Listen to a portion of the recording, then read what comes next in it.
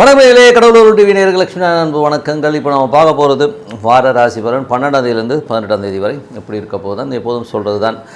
லக்னத்துக்கு பாருங்கள், ராசிக்கு பார்ப்பதை விட லக்னத்துக்கு பார்ப்பது ரொம்ப சிறப்பாக இருக்கும். ஸோ அது வந்து அந்த மாதிரி ஃபாலோ பண்ணிட்டு வந்தீங்கன்னா ஒரு 100% பர்ஃபெக்டாக இருக்கும். அதே நேரத்தில் உங்கள் ஜனனகால ஜாதக பிரகாரம் தசாபுத்தி அந்தரங்கள் எப்படி இருக்கும், ஸோ அதுக்கு தகுந்த மாதிரி அதையும் நோட் பண்ணி வச்சுக்கிட்டு பண்ணும்போது ரொம்ப பர்ஃபெக்டாக இருக்குன்றது தான் உண்மையான விஷயம். ஸோ இந்த வீடியோட எண்டில் டிப் ஆஃப் த வீக் இருக்குது, மறக்காமல் பாருங்கள். கும்பராசி. ஸோ கும்பராசிக்கு வந்து உங்களது ராசி அதிபதி ராசியிலே இருக்கிற ஒரு காலகட்டம். ஸோ அப்போ என்ன மாதிரி விஷயங்கள் நடக்கும் அப்படின்னும் போது உங்களது ராசியை சனி ராகுடைய சாப்பிட்டு நல்ல வரவுகள் வருவதற்கான வாய்ப்புகள் இருக்குது. ஸோ குடும்பத்திற்கு வந்து தேவையான பணம் எல்லாம் வந்து வந்துடும். ஸோ அதெல்லாம் ரொம்ப சிறப்பு தான். செலவு வருமானம் சின்ன சின்ன செலவு இருந்தாலும் பெருத்த வருமானங்களை கண்டிப்பாக கொடுத்துருங்க.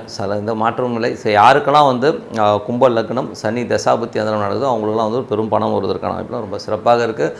2 மற்றும் 11ஆம் அதிபதியான குரு வந்து 3இல் இருக்கும்போது நிறைய வருமானங்கள் வரும். ஸோ பெருத்த ஒரு பணம் வருது, அப்பா அம்மா சொத்துக்கள், ஸோ அப்பா அம்மாவுடைய சொத்துக்கள் விற்பனையான பெரும் பணம் வருது, வண்டி வாகன விற்பனையான நல்ல பணம் வருவதற்கான வாய்ப்புலாம் ரொம்ப நல்லா இருக்குது. ஸோ இதெல்லாம் யாருக்கு நடக்கும், கும்ப லக்னமாக இருந்து குரு தசாபுத்தி அந்த நடக்கும் கண்டிப்பாக நடப்பதற்கான வாய்ப்புலாம் ரொம்ப சிறப்பாக இருக்குது.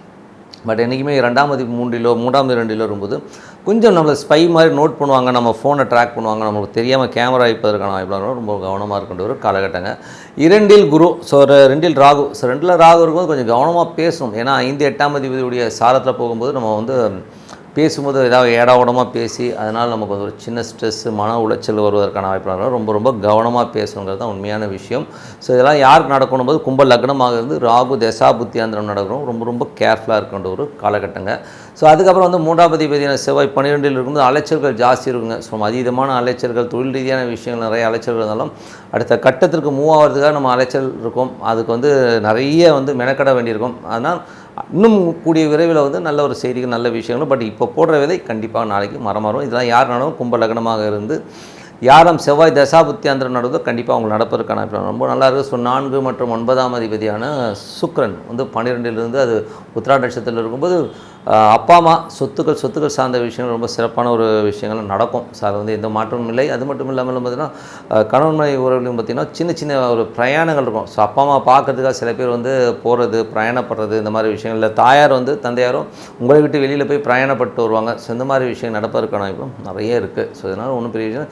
சில பேருக்கு வந்து அப்பா அம்மாவுக்கு வந்து சின்னதாக ஒரு செலவு பண்ணுற மாதிரி விஷயங்களும் இருக்கும். ஸோ சின்ன ஒரு ட்ரீட்மெண்ட்டோ ஏதோ ஒரு விஷயத்துக்காக நம்ம வந்து செலவு பண்ணுற மாதிரி விஷயங்களும் கண்டிப்பாக இருக்குங்க. ஸோ இதெல்லாம் வந்து யாருக்கு நடக்கும், கும்ப லக்னமாக இருந்து யாருக்கெல்லாம் வந்து சுக்கிர தசாபுத்தி அந்தரம் நடக்குதோ அவங்களுக்கு நடக்கும்.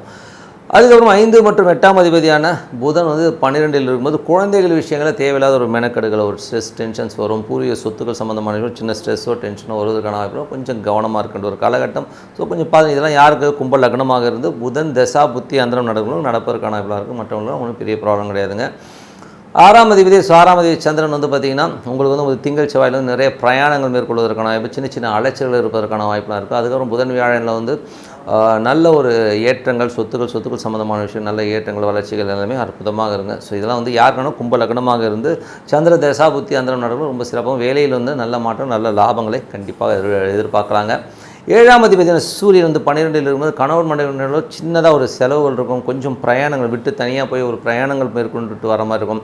கணவன் அவுட் ஆஃப் ஸ்டேஷனோ வெளியூரோ பிரயாணப்படுவதற்கான வாய்ப்புலாம் நிறையா இருக்குங்க. ஸோ இதெல்லாம் யாருக்கு நடக்கணும் போது யாருக்கெல்லாம் கும்ப லக்னமாக இருந்து சூரிய தசாபுத்தி அந்த நடக்குதோ அவங்களுக்குலாம் நடப்பதற்கான வாய்ப்புலாம் நிறைய இருக்குது. ஸோ அது வந்து சிறப்பு தான். அதுக்கப்புறம் 8ஆம் அதிபதியான புதன் வந்து 12இல் இருக்கும்போது மறைமுகமான ஒரு டென்ஷன் ஸ்ட்ரெஸ் ஏற்படுவதற்கான வாய்ப்பு, மனைவியால் வந்து சின்னதாக ஒரு மன உளைச்சல்கள் வருவதற்கான வாய்ப்புகள் இருக்கிறனால கொஞ்சம் கவனமாக இருக்கணுங்க. ஏன்னா வந்து இது வந்து யார் நடக்கும்போது கும்ப லக்னமாக இருந்து புதன் தசாபுத்தி அந்த நடக்கிறவங்க ரொம்ப கேர்ஃபுல்லாக இருக்கின்ற ஒரு காலகட்டங்க. ஸோ அதுக்கப்புறம் 10ஆம் அதிபதியான சுக்கிரன் உத்திராட நட்சத்திரத்தில் போகும்போது நல்ல ஏற்றங்கள், நல்ல லாபங்கள் வரும். ஸோ வெளிநாட்டில் இருக்கிறவங்க வந்து பெரும் பணம் வருவதற்கான வாய்ப்புகள் ரொம்ப நல்லா இருக்குங்க. ஸோ செலவுகள் இருக்கும்போது சின்ன செலவு இருந்தாலும் பட் வருமானங்கள் நல்லாவே இருக்குங்க. அதுக்கப்புறம் பார்க்கும்போது 10ஆம் அதிபதி, ஸோ 10ஆம் அதிபதியான செவ்வாய் 12இல் இருக்கும்போது தொழில் ரீதியான விஷயங்கள் வந்து நிறைய ஒரு மன உளைச்சல், ஒரு ப்ரெஷர்ஸ் அதிகமாக இருக்க மாதிரி ஃபீல் இருக்கும். அடுத்த கட்டத்திற்காக நிறைய இன்வெஸ்ட்மெண்ட் பண்ணுவீங்க. ஸோ அதெல்லாமே ரொம்ப சிறப்பு தான். பட் அலைச்சல் இருக்குமானா அலைச்சலும் டென்ஷனும் கொஞ்சம் இருக்க தான். இதெல்லாம் யாருக்கு நடக்கணும் போது யாரெல்லாம் கும்ப லக்னமாக இருந்து செவ்வாய் தசாபுத்தி அதனால அவங்களுக்கு கண்டிப்பாக நடப்பதற்கான ரொம்ப நல்லாயிருக்கு.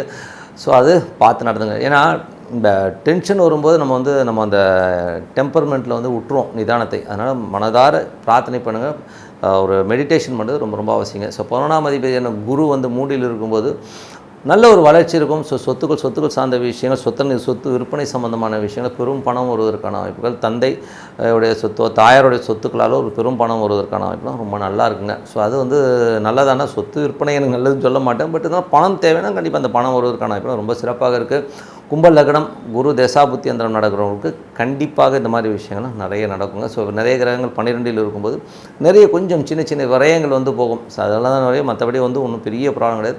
மனதார இறைவனை டெய்லி உட்காந்து ஒரு 10 நிமிஷம் ஒரு 15 நிமிஷம் உட்காந்து பிரார்த்தனை பண்ணும்போது கண்டிப்பாக நம்ம அடுத்த லெவல் போகிறதுக்கான வாய்ப்பு ரொம்ப சிறப்பாக இருக்கும். ஸோ நல்ல விஷயம் நடக்கணும், பிரார்த்தனை பண்ணுவோம். Tip of the week. So tip of the வீக்கில் இப்போ நம்ம சொல்கிறது வந்து பார்த்திங்கன்னா நிமித்தம். ஸோ இது வந்து எப்படி நம்ம ஃபாலோ பண்ணுறதுன்னா, ஜென்ரலாக வந்து அந்த காலத்தில் ஜோதிடம் பார்த்தவங்க தான் பார்த்திங்கன்னா உட்காந்து வந்து ஃபுல்லாக உட்காந்து இந்த கால்குலேஷனோ இப்போ இன்றைக்கி இருக்கிற வந்து சயின்டிஃபிக் முறையில் உட்காந்து ஒரு ஆப்பில் வந்து ஒரு ஜாதக கட்டங்களை பார்க்குறதோ வந்து முடியாத காரியம். இன்னும் கேட்டிங்கன்னா அந்த டைமில் வந்து பார்த்திங்கன்னா ஜஸ்ட் லைக் தட் வந்து அந்த டைமை வச்சே வந்து அந்த மனனம் செய்த அந்த ஃபார்முலா வச்சே வந்து அவங்க கடகடன்னு சொல்ல ஆரம்பிச்சிருவாங்க.